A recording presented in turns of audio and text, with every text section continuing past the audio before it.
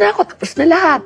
And then, you know, friends would come to me asking me, paano ka nagpagaling? Ganyan. Bukod sa di ba, I would drink supplements while, may na-discover kasi akong supplement while I was undergoing chemo that cut my recovery in 70% faster ako nag-recover.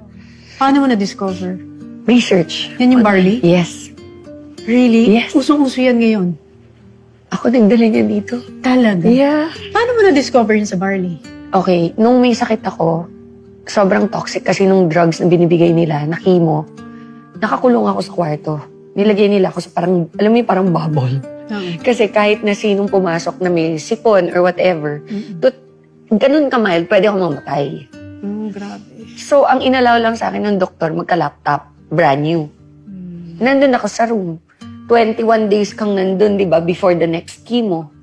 So, unless, may level kasi yung white blood count na dapat ma-reach mo.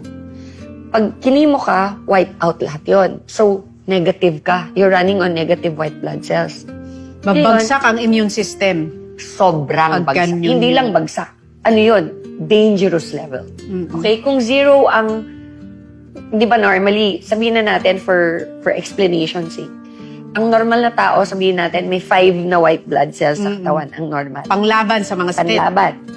Pag kinimo ka, hindi ka lang mazi-zero, mani-negative ka. So wala ka na, walang running on negative ka. Literally, walang wall. Walang wall. So pag kami pumasok na something yan, diretso agad. Dead na yan. Wala na talaga. Wala nang panlaban eh. 21 days. 21 days. Yung between chemos. So basically, pag nag-chemo ka, day 1 mo yan. Today. Your body, may natural ability yan na mag-produce ng white blood cells. Pero it takes time. So, day 1, day 2, day... Normally, nung first chemo ko, by day 18? Day 18. Kasi 21 yung next chemo. Day 18, tsaka lang ako nag-reach dun sa threshold na pwede na akong tumanggap ng second chemo.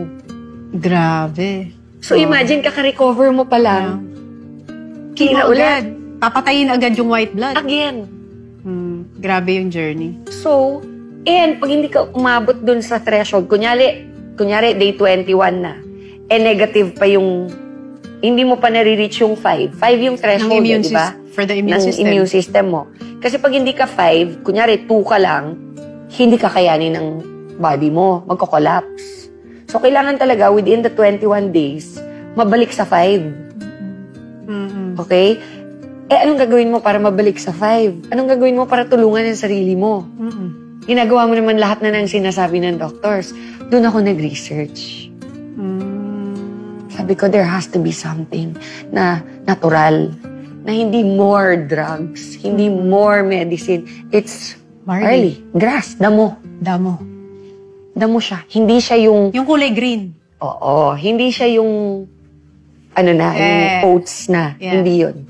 Yung maliit pa lang siya. 20 to 30 centimeters pa lang siya from the ground. So, ikaw yan ang na-research mo? Yes. Tapos, nung nakita mo yun? Tapos, sinabihan ko yung family na nag-aalaga sa akin at the time. Ano nyo naman ako, bilan nyo ako nito. Alam mo, patago, pinasok sa akin sa ospital. Kasi syempre, yung doktor ayaw, di ba? Yeah. Tapos, tuwing ibibigay sa akin yung medicine ko, pag wala na sila, iinumin mo? Nilalagay ko sa tubig, iniinom ko. Oh. Sneaky. Pero nakatulong talaga. Imagine ha, yung first ko, day 18, bago nag-recover. Yung second chemo ko, day 4. Balik na agad yung immune system mo. Oh, wow. Dahil dun sa iniinom mo yun. So, syempre, ready na ako for the second, the third, the fourth chemo. So, bumilis yung process. Bumilis. So, that means, meron talagang something dun sa iniinom ko na nakaka-recover ng katawan. Yun ang na-discover mo. Yes. Yun ang na-realize mo, maybe this is the purpose why I had to go through this. Years later. So, ikaw ang nagdala ng barley sa Philippines. Yes. You discovered it while you were going through your chemo. And the reason why you can talk about the barley is because it's from your own experience. Yes. So, throughout my journey, I had my faith to keep me afloat. And then, after my journey, my prayer was purpose. Show me, Lord, kung bakit mo hinayaan mangyari to sa akin.